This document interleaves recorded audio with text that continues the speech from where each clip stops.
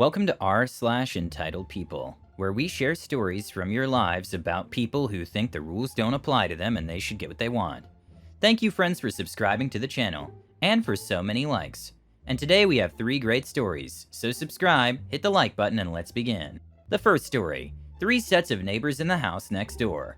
All other neighbors are somewhere between reasonable and lovely. The house is cursed with entitlement. The second story, where's your real manager? I am manager, ma'am. The third story, Karen who know the owner. The first story is, the house next door is cursed. I've never had any trouble with any of my neighbors who don't live in the house next door on the side closest to my bedroom window. There have been 3 families who've lived there and they've all been sucky entitled people with no respect for others. The most recent incident happened yesterday, and you may be able to tell from my tone, I'm still livid. Number 1, we're really bad at fireworks. Technically they're illegal here, but whatever. That's not my problem with them. It's that they were terrible at setting off their illegal fireworks without catching something on fire. The fire department came on several different occasions. I was terrified to not be home on holidays they considered fireworks mandatory to celebrate, because they'd not call the fire department until things were out of control. By out of control, I mean my shed caught on fire. A couple of lilac bushes got destroyed, and lots of trees and leaves were burned up in the woods behind our houses. They refused to stop even after being forced to fix my shed, and being fined by the local authorities multiple times. It just wasn't the 4th of July, or various other birthdays and holidays, to them without fireworks. They swore every time they'd been careful, and it was just a fluke accident. Every single time. Clearly not careful enough, or I wouldn't be on a first-name basis with most of the firemen in my town. Number 2. Had the nanny from hell. Their nanny didn't park in their driveway because it was taken up by a giant truck with a plow on it. She didn't like parking on the street because it was too far from the house and the driveway was steep. That was too much hassle to take the kids in their car seats all the way down to her car. Her solution? Park in my driveway blocking my garage, where my car resided whenever I was home. She'd also refuse to move her car out of the driveway when she was blocking me in, because it would be just a minute until she got the kids loaded up and into the car. She would say this even if the kids were clearly not dressed yet and eating breakfast in their underpants. There were also 3 kids to herd with 3 car seats which had to be installed in their car before they could go. This never took less than a half hour. Often it took longer, as she had little control over the kids, and the oldest would toss tantrums about not wanting to go wherever they were going, because he'd rather play video games. She never did anything to end the tantrums. She believed in letting him cry it out, on my lawn while blocking my driveway. I tried a great many things. Appealing to the parents was of no use. It took them forever to find a nanny that didn't quit. Couldn't I just wait? It can't really take that long to load up kids. Yes it did. I know exactly how late they kept making me for work. The police were of no use because they took a solid hour longer for non-emergency calls. A car blocking the driveway may peeve off your boss when you're late for work, but it's not a police emergency. I even tried parking at the end of my driveway blocking it, but it was still shorter and easier due to the layout of the houses and driveways for her to park in front of my driveway and still block me in. All I ever got from the nanny and both parents was whining about how I didn't understand how hard it was to manage 3 kids because I don't have any. Any amount of complaining or arguing just made everything take longer. I even had a lawyer send a cease and desist letter, but they just stuck it inside my storm door as their response. No note. Just gave it back. I could have sued, but damages would have been very hard to prove, as I'm salaried and never lost wages. It wasn't worth the legal cost to try and probably fail to get more than legal costs back. Number 3. Used my water and yard for noxious chemical craft projects.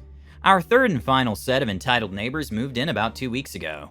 They seemed really nice at first and quite friendly. Then last night happened.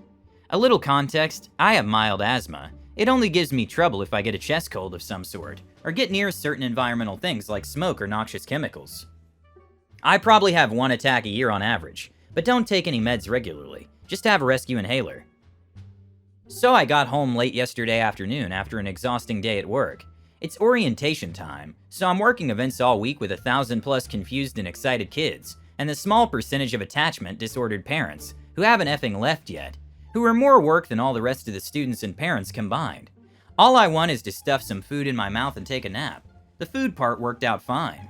A little context. My bedroom window faces the cursed house next door. Weather's nice this time of year, so I have the window fans blowing fresh air into my house, at least usually. Mid-nap, I wake up having massive trouble breathing. My throat and chest feel super tight, and I quickly identify this as an asthma attack. Bizarre as that's never happened while I was sleeping before, but I bolted for wherever the hell I left my purse to find my rescue inhaler as I like breathing. Once I'm breathing much better, I head back to the bedroom to lie down again, and notice a noxious chemical smell blowing it from outside. I quickly turn off the fan and leave the room. It's obvious to me that this is what caused the attack. Nothing in my room could be causing this smell, so I go outside to see what's happening, afraid I'm gonna need to hop in the car and evacuate if there's some chemical spill or something that happened. I was tired. Don't interrogate the logic of this too hard.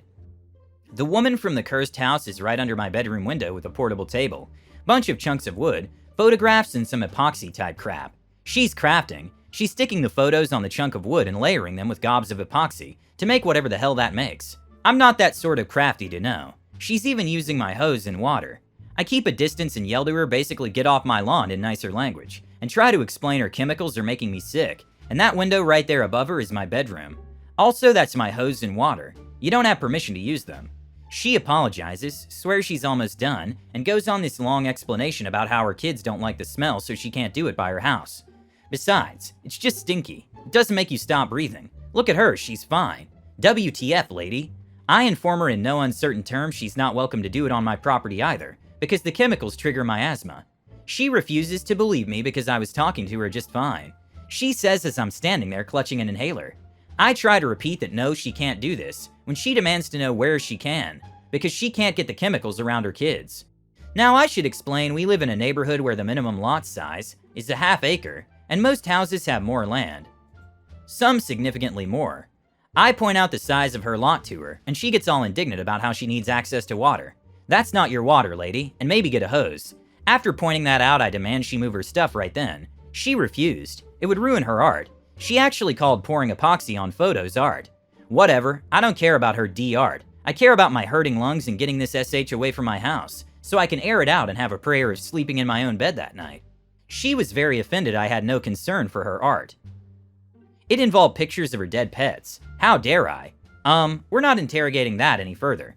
I gave up arguing with her shortly thereafter, and informed her that she needed to be off my property within 5 minutes or I was calling the police. She moved her SH yelling at me about how I was ruining the finish, and how much money and time it would cost her to redo it all. Like seriously, this was outdoors.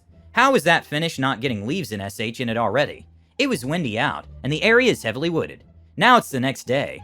I have no idea what's next with this nut, but I'm not imagining good things. That house is cursed. The second story is, I was a young manager. So many years ago, I was a closing manager at a big chain store in Oregon, in the States. I was about 23 at the time, and for some reason my shift was always understaffed. On top of that, I always got a list of what seems like a mile long of duties to do, and worked about 7 days a week, losing track of time often. My customer service desk is also locked up for Oregon Lottery at 7 p.m. This comes to play later. Okay, enough for the setup and pity me stuff. Now the story. I'm in a rush to get things done running back and forth, putting money lines into the computer for the only register that I have manned, and a lady stopped me dead in my tracks demanding to be helped. Note, this lady stands about 5'2", mid-30s, with what appears to be her mother and daughter behind her. I stand about 6'2". As a manager, I know I have to try and help where I can, no matter how much work needs to be done, so I kindly stop and ask, what can I help you with, while taking a breath in. She starts in with the whole, I've been waiting to be helped so long already and I'm in a hurry. Blah blah, nothing about what I actually want help with, blah. Me in a hurry to get things done to try and make it home by 2 a.m. and puzzled look on my face. Finally get to ask, what can I help you with now? She finally got to the point of saying she just wanted some scratch-off tickets. So I spring into action to check the box and explain, I'm sorry, but that part of my customer service is closed due to inventory tracking and is locked until about 9 a.m., but I have many still available in my registers, and everything you see in this case is also available in the vending machine. She started to turn red with anger, then started to chew me out. What do you mean it's locked up till 9 a.m.? You sell them whenever you're here. Which isn't a thing. And she starts again after taking a breath. Get me your manager. I look at her puzzled and tell her, ma'am, I am the manager on duty, and the case is locked until 9 a.m. due to the federal regulations of it being tracked. She didn't like that and started in on me. If you're the manager, then you have the keys to this place, so just effing open it. Seeing how this is going, I thought for a second on what to say next. I state again, due to the federal tracking on this control merchandise, I cannot unlock it, and if you want the vending machine has everything this has, or if you want what's exactly numbered in this case, you can come back at 9 a.m. She's fuming at this point, saying, I can't believe how disrespectful you are, and if you were the real manager, you'd be able to fulfill my simple requirements. Takes a northern breath and goes off again. Where's your real manager? I looked up at the one other person in the front end. Let's call him Mike. He's worked here longer than I've been alive. He's just smiling watching it going on. I smile and look him in the eyes and the plan comes to both our minds somehow. I sternly yet sarcastically say, "Hey Mike." He stands to attention with his hands on his hips as if he's trying to be Superman, and says, "Yes sir." I reply holding back the laughter, "Is there any other manager in the store that you know of?" He's keeping that pose with a huge smile, reply, "Only you sir." I thus just look at her, and she just starts with, "Well, I never, blah blah. I'm not shopping here anymore, blah blah. You'll be in trouble later, blah." The part that actually kinda broke my heart a little was as she was walking out with her mother and daughter. The daughter stopped and looked at me and said with that little cute voice, "How rude," and walks off. This is one of the many reasons why I stepped down. And the last story is, I know the owner. So I work at insert store name here, and I've known the owner for a very long time. Just so you know, his daughter died 3 years ago, and he still cries about her from time to time. This is important. So it was just a regular day working as a cashier when she arrives. It was Karen in all her glory. She had the hair, the dress, the overweight belly, you name it. She had it. She started walking around harassing all the customers and employees. Poor employees and customers didn't want to make a scene, so they did what she asked.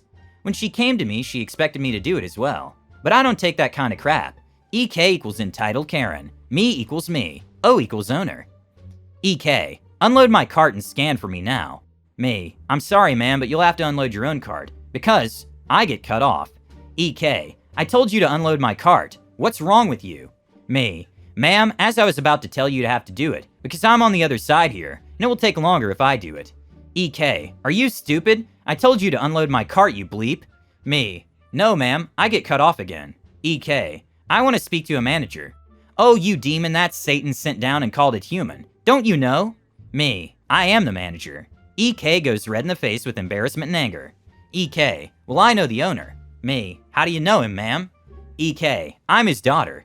At this point I know she effed up. As I said earlier, the owner's daughter is dead.